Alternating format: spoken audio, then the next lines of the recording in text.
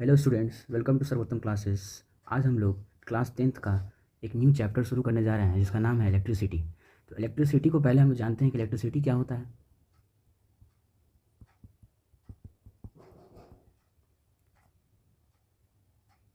तो इलेक्ट्रिसिटी जो होता है वो द फ्लो ऑफ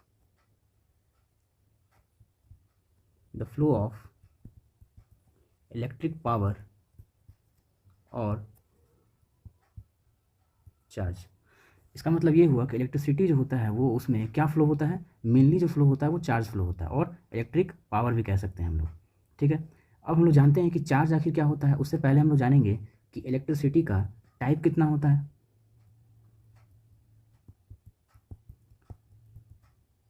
अगर हम लोग बात करें इलेक्ट्रिसिटी का टाइप कितना होता है, there are two types of electricity. पहला होता है स्टैटिक और दूसरा होता है करंट। तो स्टैटिक मतलब क्या होता है, रेस्ट। स्टैटिक मतलब क्या होता है, रेस्ट। करंट मतलब हुआ कि मोशन। क्लियर है सबको।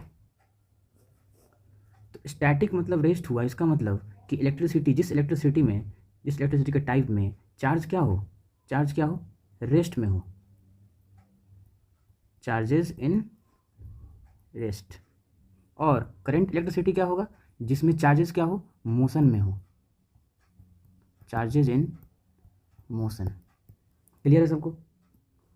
अब मैं बात करूँ कि इस चैप्टर में मुझे स्टैटिक इलेक्ट्रिसिटी पढ़ना है या करंट इलेक्ट्रिसिटी पढ़ना है। तो इस चैप्टर में हम लोगों को स्टैटिक इलेक्ट्रिसिटी नहीं पढ़ना है, हम लोग को सिर्फ करंट इलेक्ट्रिसिटी पढ़ना है। आप लोग सोच रहे हैं कि सर स्टैटिक इलेक्ट्रिसिटी कब पढ़ना पड़ेगा हम लोग को। तो स्टैटिक इलेक्ट्रिसिटी जो है हम लोग को क्लास 12th में पढ़ना है। एक चैप्टर आपको देखने को मिलेगा, फर्स्ट चैप्टर ही है इलेक्ट्रोस्टैटिक। उस चैप्टर में आप पढ़ेंगे चार्जेस को रेस्ट में कैसे हम लोग उसको डिस्क्राइब करते हैं। तो आप यहाँ देख सकते हैं कि इलेक्ट्रोस्टैटिक मतलब यहाँ पर दो वर्ड से मिलकर बना हुआ है। यहाँ पे इलेक्ट्रो प्लस स्टैटिक, इलेक्ट्रो मतलब यहाँ पर क्या हुआ, इलेक्ट्रो मतलब यहाँ पर हुआ इलेक्ट्रॉन। क्या हुआ, इलेक्ट्रॉन। स्टैटिक मैंने अभी बताया है, स्टैटिक मतलब क्या हुआ, रेस्ट। क्या हुआ, रेस्ट। मतलब इलेक्ट्रॉन एक क्या है, चार्ज है। और जब चार्ज को रेस्ट में हम लोग पढ़ते हैं तो उसको क्या कहते हैं हम लोग, चार्ज को जब रेस्ट में पढ़ते हैं तो क्या कहते हैं उसको हम लोग, स्टैटिक इलेक्ट्रिसिटी कहते हैं। अभी मैंने बताया है कि जब चार्ज रेस्ट में होता है तब उसको क्या कहते हैं हम लोग, स्टैटिक इलेक्ट्रिसिटी कहते हैं। क्लियर है सबको। लेकिन इस चैप्टर में हम लोग को सिर्फ पढ़ना है करंट इलेक्ट्रिसिटी, क्योंकि आप क्लास 10th में हैं तो आपको अभी ज़्यादा नहीं पढ़ना है। अभी स्टैटिक इलेक्ट्रिसिटी के बारे में आपको नहीं पढ़ना है, स्टैटिक इलेक्ट्रिसिटी के बारे में आपको क्लास 12th में पढ़ना है। क्लियर है सबको। यानी कि मैंने बता दिया है कि इलेक्ट्रोस्टैटिक चैप्टर है क्लास 12th में, आप देख सकते हैं वहाँ जाके। ठीक है, क्लियर है यहाँ तक। अब हम लोग बात करते हैं, पहला जो टॉपिक हमारा है, अभी चार्ज तो देख रहे थे, चार्ज क्या होता है। अब मैंने कितनी बार बोला, आप लोग सुने होंगे इलेक्ट्रिक चार्ज। तो हमारा जो पहला टॉपिक क्या है, इलेक्ट्रिक चार्ज क्या होता है।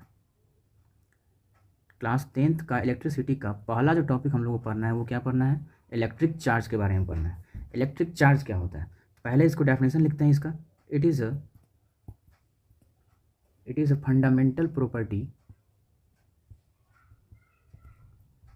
Fundamental property due to this objects experiences magnetic and electric effect। Clear है। इसका मतलब ये हुआ कि जैसे मान लीजिए मैंने एक ऑब्जेक्ट यहाँ पर लिया, कोई भी ऑब्जेक्ट हो सकता है, इसका नाम मैंने ए रख दिया। ठीक है, जब ये ऑब्जेक्ट क्या एक्सपीरियंस करेगा, दो चीज़ एक्सपीरियंस करना चाहिए। पहला क्या एक्सपीरियंस करेगा, हो सकता है कि ये मैग्नेटिक इफेक्ट एक्सपीरियंस करे, हो सकता है कि ये क्या एक्सपीरियंस करे, इलेक्ट्रिक इफेक्ट एक्सपीरियंस करे। तो जब इन दोनों में से कोई भी इफेक्ट अगर एक्सपीरियंस करता है कोई भी ऑब्जेक्ट, तब उसको क्या कहते हैं हम लोग, चार्ज कहते हैं। क्या कहते हैं, चार्ज कहते हैं। क्लियर हो गया होगा। इसीलिए मैंने यहाँ पर लिखा charge, it is a fundamental property it is a fundamental property due to this objects experiences magnetic and electric effect. Clear है यहाँ तक?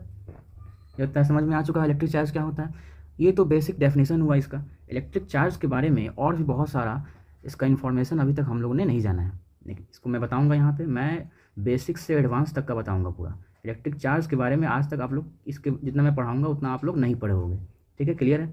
तो अब इसके फार्मूला के बारे में जानते हैं कि आखिर इलेक्ट्रिक चार्ज का कुछ तो फार्मूला होता होगा, कुछ तो फार्मूला होता होगा, क्योंकि इस पर न्यूमेरिकल भी तो बनेगा, ठीक है? तो इलेक्ट्रिक चार्ज का जो फार्मूला होगा वो क्या होगा? तो इलेक्ट्रिक चार्ज का जो फार्मूला होता है, इलेक्ट्रिक चार्ज का जो फार्मूला होता है वो इलेक्ट्रिक करंट से निकल कर आता है। अब सब बोलेंगे कि इलेक्ट्रिक करंट से शुरू कर दिए। नहीं, मैं करंट शुरू नहीं किया हूँ, मैं इलेक्ट्रिक चार्ज का फार्मूला निकाल के बता रहा हूँ, ठीक है? क्योंकि इलेक्ट्रिक चार्ज का फार्मूला जो होता है वो इलेक्ट्रिक करंट से निकल कर आता है, ठीक है? तो इलेक्ट्रिक करंट का जो फार्मूला होता है वो होता है electric charge upon time. Electric current का फॉर्मूला क्या होता है? इलेक्ट्रिक चार्ज अपॉन टाइम, ठीक है? इलेक्ट्रिक करंट को जो हम लोग डिनोट करते हैं वो आई से डिनोट करते हैं। किससे डिनोट करते हैं? आई से डिनोट करते हैं। इलेक्ट्रिक चार्ज को डिनोट करते हैं क्यू से, ठीक है? और टाइम को करते हैं टी से, ठीक है? इसका मतलब करंट का फॉर्मूला क्या निकल के आया? I equals to Q upon T, ठीक है? अब यहाँ पर चार्ज आप देख रहे हैं, यहाँ पर चार्ज है, ठीक है? तो अगर क्रॉस मल्टीप्लाई किया जाए तो क्यू अगर बाहर निकलेगा तो क्या हो जाएगा? I multiply by T. इसका मतलब चार्ज का फॉर्मूला क्या हो जाएगा? I multiply by T, I T कह सकते हैं इसको, ठीक है? इसीलिए एक पॉइंट यहाँ पर लिखेंगे हम लोग कि it is denoted by, charge को डिनोट किससे करेंगे? It is denoted by small Q भी लिखा हो सकता है, कैपिटल क्यू में भी लिख सकते हैं। दोनों में अगर लिखा हुआ तो गलत नहीं होगा, ठीक है? अगर यहाँ पे मैं स्मॉल क्यू लिख दूँ यहाँ पे तब भी कोई दिक्कत नहीं है, ठीक है? क्लियर है यहाँ तक? यहाँ तक लगता है मुझे सबको समझ में आ गया होगा। ये हमारा फॉर्मूला निकल के आ गया, क्यू इक्वल्स टू क्या निकल के फॉर्मूला आया? I T. ये हमारा क्या निकल के आया? फॉर्मूला निकल के आया। ये तो इसके फॉर्मूला के बारे में जान गए हम लोग। अब जानते हैं इसके डिफरेंट पॉइंट्स के बारे में। ये जो होता है वो स्केलर क्वांटिटी होता है। क्या होता है? It is a scalar quantity. Scalar मतलब क्या होता है? जिसके पास सिर्फ मैग्नीट्यूड हो। क्या हो? दो तरह का क्वांटिटी होता है, एक होता है दो तरह का क्वांटिटी होता है, एक होता है स्केलर और एक होता है वेक्टर। तो स्केलर के पास सिर्फ क्या होता है? मैग्नीट्यूड होता है, ठीक है? लेकिन वेक्टर में दोनों चीज़ होता है, मैग्नीट्यूड प्लस डायरेक्शन। इसीलिए ये कौन सा क्वांटिटी है? चार्ज कौन सा क्वांटिटी है? स्केलर क्वांटिटी है। कौन सा क्वांटिटी है? स्केलर क्वांटिटी है। क्लियर है यहाँ तक? फिर नेक्स्ट पॉइंट के बारे में बात करते हैं हम लोग। नेक्स्ट पॉइंट है इसका एसआई यूनिट क्या होता है? एसआई यूनिट क्या होता है? अब कुछ बच्चे सोच रहे हैं कि एसआई मतलब क्या होता है? तो एसआई मतलब होता है इंटरनेशनल सिस्टम ऑफ यूनिट। क्या होता है? International system of unit. Clear है? एसआई मतलब क्या होता है? International system of unit. तो चार्ज का एसआई यूनिट किसी का भी निकालते हैं हम लोग तो पहले उसका फॉर्मूला लिखते हैं। क्यू इक्वल्स टू क्या होता है? I T. क्या होता है? I T. अब आई मतलब यहाँ पर क्या था? आई मतलब यहाँ पर था करंट। क्या था? करंट। तो करंट का जो होता है वो ऐसा यूनिट होता है एम्पियर। क्या होता है? एम्पियर होता है। और टाइम का जो होता है ऐसा यूनिट क्या होता है? सेकेंड। क्या होता है? सेकेंड। एम्पियर इंटू सेकेंड को ही जब हम लोग एक साथ अगर हम लोग बोलेंगे तो इसको एक वर्ड दिया गया जिसका नाम है कुलम्ब। क्या नाम दिया गया? कुलम्ब। चार्ज का ऐसा यूनिट क्या होगा? कुलम्ब होगा। कुलम्ब को डिनोट करते हैं हम लोग सी से। किससे डिनोट करते हैं? सी से डिनोट करते हैं। क्लियर है यहाँ तक? यहाँ तक क्लियर है? मुझे लगता है यहाँ तक समझ में आ गया होगा। क्या लेवल मैं देने जा रहा हूँ आपको शुरू से ही मालूम चल रहा है, ठीक है? बेसिक्स में मैं सारा चीज़ क्लियर करते चलूँगा, ठीक है? अब नेक्स्ट पॉइंट के बारे में बात करते हैं। अभी ये तो हुआ ऐसा यूनिट क्या हुआ इसका।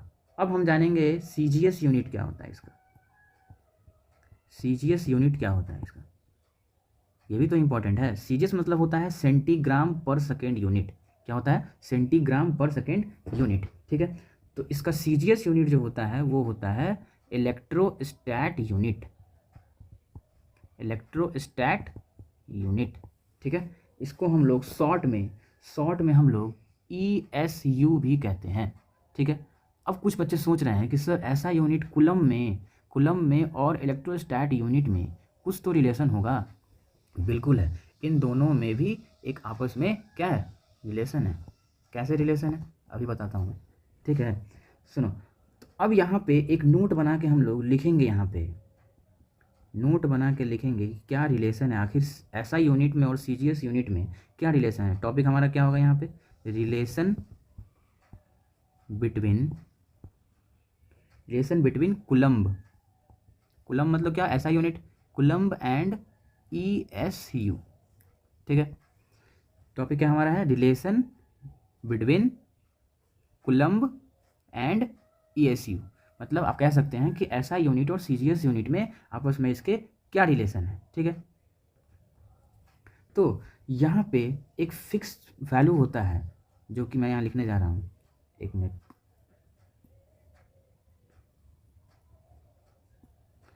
एक फिक्स वैल्यू होता है, 1 कूलम्ब में कितना पहले ईएसयू होता है वो जानेंगे।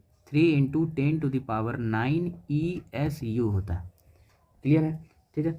अब मुझे बाहर रिलेशन निकालना है कूलम्ब में और ईएसयू में, तो मुझे क्या करना पड़ेगा, ईएसयू को बाहर करना पड़ेगा। क्या करना पड़ेगा, बाहर करना पड़ेगा। देख सकते हैं कि यहाँ पे क्या है, यहाँ पे मल्टीप्लाई है, मल्टीप्लाई एक साइन है।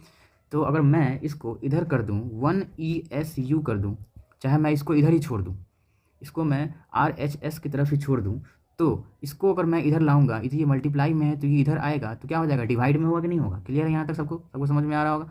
3 × क्या होगा, 10⁹ होगा। यहाँ तो सबको समझ में आ गया होगा, क्लियर है यहाँ तक।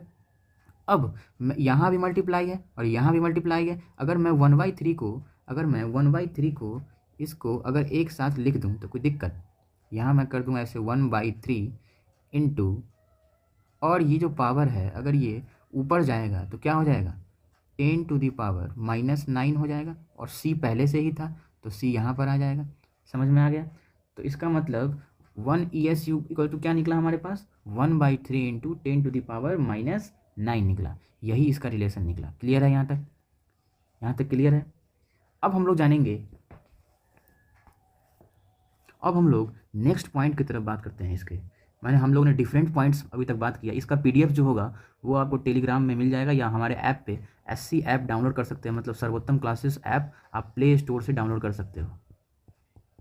उस पर आपको फ्री नोट्स प्रोवाइड किया जाएगा और फ्री PDF जो मैंने पढ़ाया है वो फ्री PDF आपको मिल जाएगा। या तो आप इसको नोट्स उतार लो कॉपी पे, ठीक है, अच्छा है, कॉपी पे उतार लो, लिखोगे तो उससे ज़्यादा याद होगा, ठीक है। अब हम लोग बात करते हैं इसके नेक्स्ट पॉइंट की तरफ। अभी तक हम लोगों ने जितना पॉइंट पढ़ा मुझे लगता है कि आप लोग पहली बार ही पढ़ रहे होगे, ठीक है। इसीलिए इस सर्वोत्तम क्लासेस जो हमारा जो ऐप है और जो हमारा चैनल बनाया गया है वो डिफरेंट कंटेंट देने के लिए ही ये चैनल बनाया गया है, ठीक है। जो बच्चे को कहीं भी नहीं मिले वो यहाँ इस ऐप पे और इस चैनल पे मिले, क्लियर है। अब हम लोग इसके नेक्स्ट पॉइंट की तरफ बात करते हैं कि चार्ज का सबसे छोटा यूनिट क्या होता है। तो लिखेंगे यहाँ पे smallest unit of charge. Smallest unit of charge होता है फ्रैंकलिन। क्या होता है, फ्रैंकलिन, ठीक है, क्लियर है। तो सर फ्रैंकलिन मतलब क्या हुआ, smallest unit of charge. Smallest मतलब क्या हुआ यहाँ पे, सीजीएस यूनिट हुआ। और सीजीएस मैंने क्या बताया था, ESU। क्या बताया था, ESU। तो आप यहाँ देख सकते हैं कि यही है, क्या है, यही है 1 फ्रैंकलिन।